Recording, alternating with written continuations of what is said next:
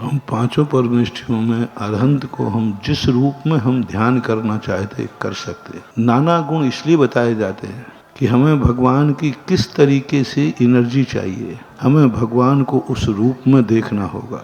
हम यात्रा कर रहे हैं, हमारी यात्रा में विघ्न न आए, हमारी यात्रा में कोई विपरीत स्थिति न घटे, हम क्या शगुन उठाएं, भगवान को किस रूप में याद करें।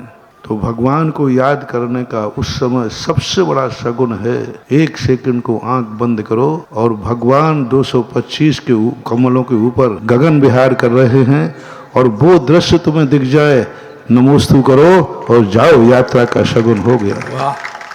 और नेन्द्र हेम नव पंकज पुंज कांति पर यूल सन्नख मयूख शिखा विभ्रामौ पादौ पदानि तव यत्र जनेन्द्र धत्ता पद्मानि तत्र विबुधा परि कल्पयंती। बस ये श्लोक पढ़ करके और उनको उस दशा में याद करो। 225 कमल बिछे हुए हैं और भगवान गगन विहार कर रहे हैं। उस मुद्रा को देखने से हमें उस समय का जो शगुन मांगलिक हो गया और उस समय हमें सफलता की एनर्जी भगवान से मिल गई। अब ये उस समय हुआ, एक उदाहरण दिया है। ऐसा ही अनेक अनेक रूपों में देखा जाता है। जितने अष्टपराती आ रहे हैं, जितने 10 अतिशय हैं, जितने उनके एक एक गुणों को हम उसकी एनर्जी ध्यान करके उसकी अर्थ क्रिया को जानकर हम उतने रूपों में देख सकते। भगवान को हम समोषण के रूप में देख सकते हैं, भगवान को हम दिव्य धुनी के रूप में देख सकते हैं। हमारा दिमाग काम नहीं कर रहा, हम कुछ भी नहीं समझ में आ रहा है मैं क्या करूं, उस समय आंख बंद करो, भगवान समोषण में बैठे हैं और भगवान की दिव्य धुनी खिल रही है। अब वो दिव्य धुनी जैसे ही अपने कानों तक आएगी,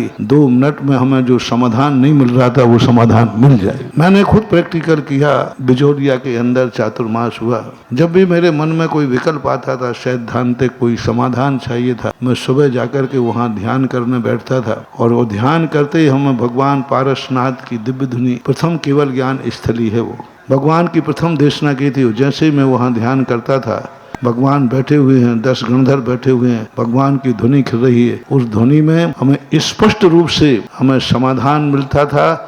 जो कहते हैं कि समोषण में जाते ही बहुत सारे समाधान स्वतः हो जाते हैं, हमें समोषण तो नहीं मिला, लेकिन हमारे समाधान समोषण स्थल पर हो जाते हैं।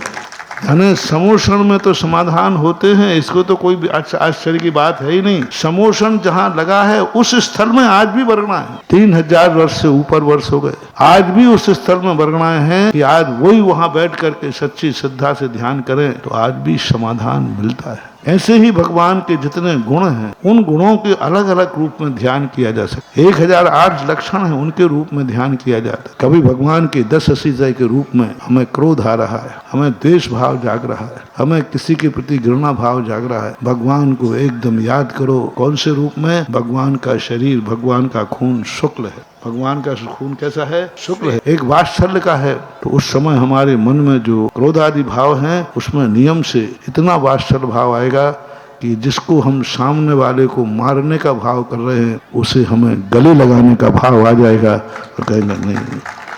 तो ये सारे भगवानों को ऐसे नहीं बैठाल दिया कि हम उनकी पूजा करते रहें। इनसे हमें बहुत कुछ एनर्जी मिलती है, बहुत कुछ इनका रूप है। हम कितने रूपों में ध्यान कर सकते हैं, वो हमारी क्षमता, हमारी उपयोगिता, हमारे ध्यान करने की कला है, किया जा सकता। सिद्ध भगवान का जो ध्यान कर सकते हैं वो भी हम आगम सम्मति से हम निराकार अव्ययवाद सुख के रूप में, अनंत चतुष्टय तो है ही, उनके ऐसे अव्ययवाद, कैसी उनकी दशा है, शरीरातीत होकर के भी आकार है। संसार अवस्था में आत्मा को आकार के लिए शरीर का आकार चाहिए, लेकिन आज वो शरीरातीत हैं, 8 गुणों से मंडित हैं। तो उनके गुणों के रूप में हम उनको ध्यान कर सकते हैं। आगम में क्षेत्र की अपेक्षा सिद्धालय में, काल की अपेक्षा चतुर्थादि काल में, विदेह क्षेत्र की अपेक्षा और भव आदि की अपेक्षा से उनको हम ध्यान कर सकते हैं।